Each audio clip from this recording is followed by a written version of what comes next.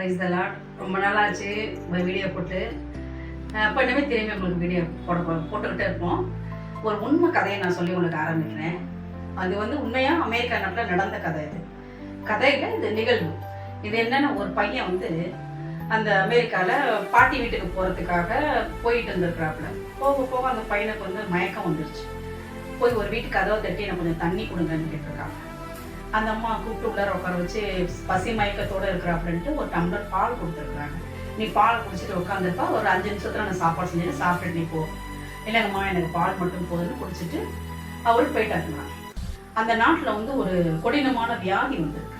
அந்த வியாதி பாதிக்கப்பட்டிருக்காங்க. இந்த பால் கொடுத்த அம்மாவும், ஒரு டம்ளர் பால் கொடுத்தது பாருங்க, அந்த அம்மாவும் பாதிக்கப்பட்டிருக்காங்க.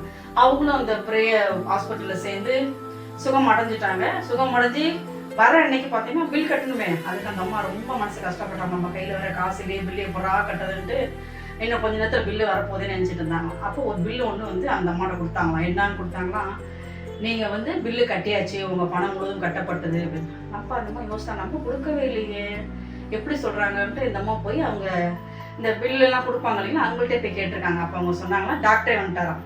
இந்த டாக்டர் சொன்னாராம், நீங்கள் எனக்கு சின்ன பிள்ளையில ஒரு டம்ளர் பால் கொடுத்தீங்க பாருங்க, அந்த பால் தான் இன்னைக்கு அந்த ஃபீஸு, அதனால இன்னைக்கு நீங்கள் சுகமாக வீட்டுக்கு போங்கன்னு சொன்னாராம். அப்போ அந்த அம்மா நினச்சாங்களாம், நம்ம எப்போயோ செஞ்ச ஒரு உதவி இன்னைக்கு நமக்கு எவ்வளோ ஒரு நன்மையை கிடைச்சிருக்குன்னு சொல்கிறாராம்.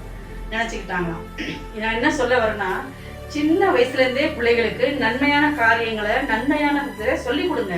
அப்போதான் பிள்ளைங்க பெரிய காலமாக ஆகும் பொழுது அதுங்களுக்கு நம்மளால முடிஞ்ச உதவிகள் அடுத்தவங்களுக்கு செய்யும்.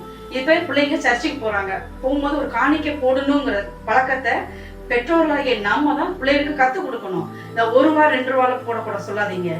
நம்ம ஆண்டவர் ஒன்றும் பிச்சைக்காரர் கிடையாது. 10 20 நீங்கள் கொடுத்து இன்னைக்கு நீங்கள் பிள்ளைகளுக்கு நீங்கள் கொடுக்கும் பொழுது அது இன்னைக்கு நம்ம செய்கிற பலன் பார்த்தீங்கன்னா, பெரிய பிள்ளைகளாகி அவங்க மற்றவங்களுக்கு உதவி செய்வாங்க. ஆண்டோட வார்த்தையே இருக்கு, வலது கைக்கு செய்யறது இடது கைக்கு செய்யக்கூடாதுன்னு சொல்றாரு ஆண்டவர்.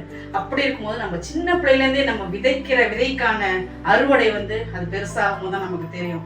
அதனால சின்ன சின்ன காரியங்களே நம்ம பிள்ளைகளுக்கு நல்ல காரியங்களை சொல்லி கொடுக்கும் போது அவங்க நல்லபடியாக வளருவாங்க. ஆமென்.